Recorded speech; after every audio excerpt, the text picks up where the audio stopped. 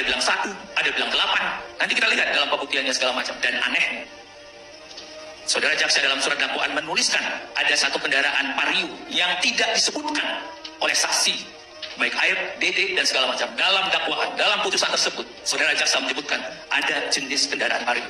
Dari mana diangkat itu yang mulia? Tidak ada satu keterangan. Nanti saya pertunjukkan yang mulia betapa tidak telitinya dan cermatnya dalam putusan nomor 4. Dan saya menemukan betapa putusan pengadilan tinggi juga tidak diambil dengan pertimbangan yang matang. Pengadilan tinggi menulis bahwa bukan melihat surat dakwaan dari Kejaksaan Cirebon, tapi dalam pertimbangannya dia bilang berdasarkan surat kejaksaan dari Kota Bekasi, how come pengadilan tinggi bisa jebol seperti ini? Saya pegang kalau ini yang saya terima salah, berarti yang saya terima yang salah. Dan ini ada capnya, fotokopinya dari Pengadilan Negeri Cirebon, berkas pertama, bukan melalui dari yang di internet ya. Saya memilih dokumen asli yang dimohonkan pada waktu itu. Yang asli dong. Hai, assalamualaikum warahmatullahi wabarakatuh. Terima kasih ya yang sudah mengklik video ini. Kita reaction lagi nih kejanggalan yang ditemukan ahli kita supaya nggak salah ya. Nah Pak Rudi, kali ini BAP Rudiana, Aib dan Dede itu sangat tidak sinkron kan? Baik, BAP, Aib dan Dede.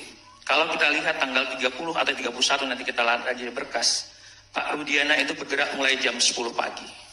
Melakukan Aib ya? Ya, kita lihat. Jadi kalau kita lihat dari BAP-nya Pak Rudiana, itu dia bergerak pada hari itu jam 10 yang mulia. Ini BAP Aib apa BAP Rudiana? Aib, Dede, dan Pak Rudiana. Saya akan memixkan 3 BAP tersebut nanti. Aib, Dede, dan Pak Rudiana. Rudiana. Oke, silakan Pak. Saya awali karena memang Pak Rudiana yang aktif pada waktu itu dia bergerak jam 10. Setelah itu setelah 2 jam dia ketemu jam 14 di showroom tersebut, baru mendapat telepon jam 16 pada waktu itu. Bertemu dengan Aib dan Dede di showroom tersebut yang mulia.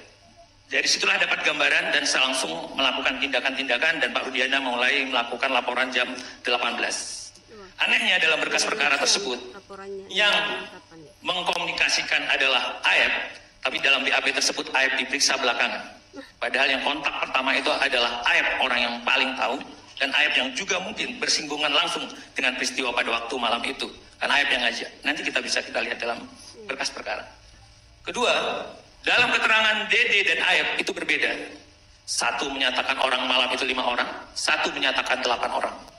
Bagaimana mungkin yang mulia dalam satu peristiwa, dalam satu titik yang disebut dalam warung Madura ada orang yang berbeda.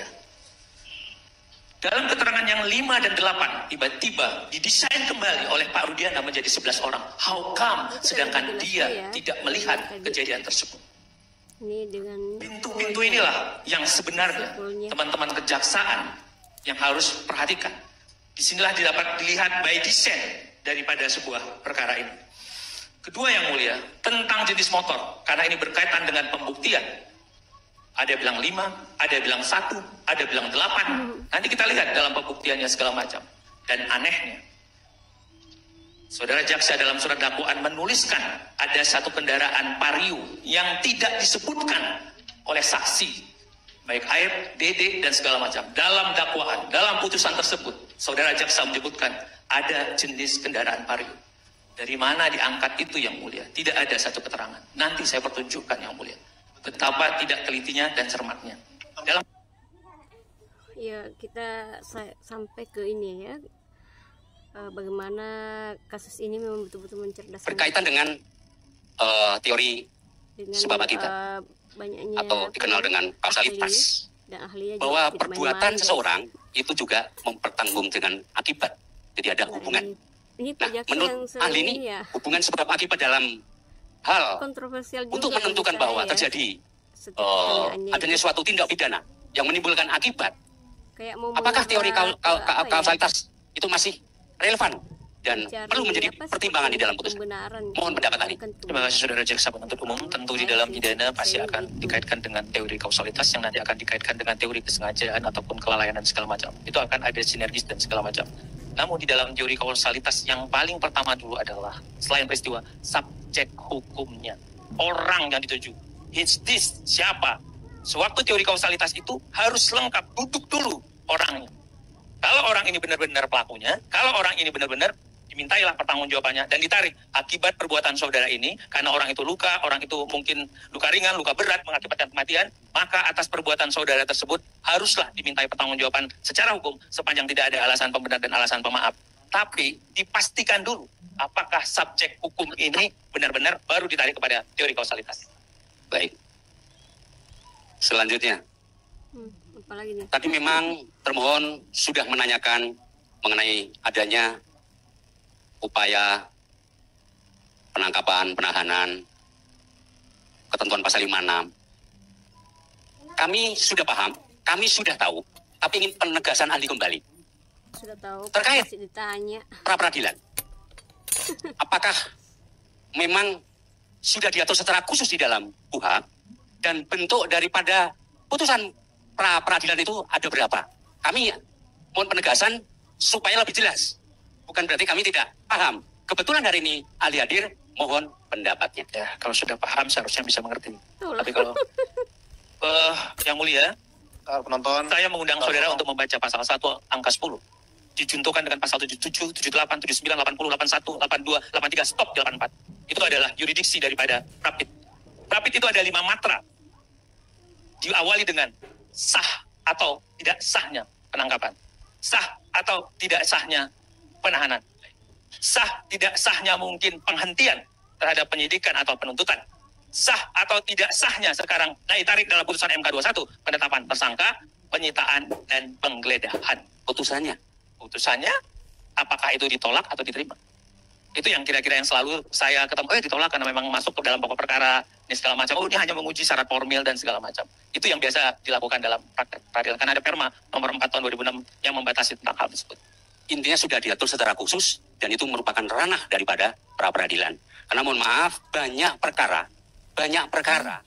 secara formal dia mengajukan Prapit, tetapi memang tidak bisa membuktikan di mana letak ketidaksahnya penangkapan penahanan, di mana letak tidak sahnya 2 alat bukti, sehingga kadangkala putusan Prapit yang sudah baik dan benar digoreng kemudian dianggap peradilan sesat. Kami tidak sependapat karena mohon maaf banyak rekan-rekan kami tim penasihat hukum dalam menyusun Prapit tidak cukup memperhatikan ketentuan pasal itu. Apakah ahli sependapat seperti itu? Semuanya punya sudut pandang, pasti sudut pandang pikirnya jaksa. Sejak awal kita di kuliah sudah disampaikan. Maka peran diferensiasi fungsional tadi, dari sudut mana kita memandang. Tapi kalau kita belajar filsafat hukum, karena memang begitu jadi mahasiswa, ada Philo dan Sophia, cinta pada kebijaksanaan.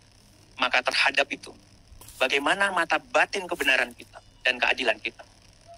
Kalau saya kaitkan tadi dengan deteksi, scientific criminal detection prosedur, ada alat deteksi. Kalau saya membaca dari awal dihalu-halukan ada prinsip-prinsip hukum acara yang dilanggar.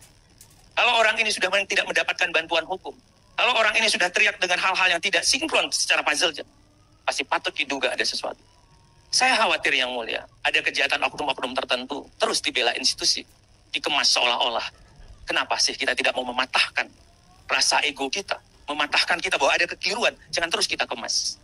Karena ada sesuatu, saya mengundang saudara, pasal 184 ayat 2, hal-hal yang sudah diketahui oleh umum tidak perlu dibuktikan. Itu clear atas perintah dan kehendak undang-undang. Jika Vario tadi tidak bisa saudara sebutkan, itu di mana? Why you masukkan dalam dakwaan? Dari mana motor Vario itu? Itu adalah kesalahan terbesar yang dilakukan. Dari mana tidak ada, padahal hukum menyatakan pasal 56, imperatif, wajib, kenapa dikurangi dosisnya? Maka dari perkara ini patutlah kita duga ada pelanggaran-pelanggaran dan prinsip-prinsip yang dari awal dilompati. Ya akhirnya orang yang melompat itu pasti kena, pasti jatuh. Ini yang kira-kira yang boleh. Oke teman-teman, gitu ya tadi ya. Terima kasih yang sudah nyimak. Sampai jumpa di reaksi berikutnya. Bye, assalamualaikum.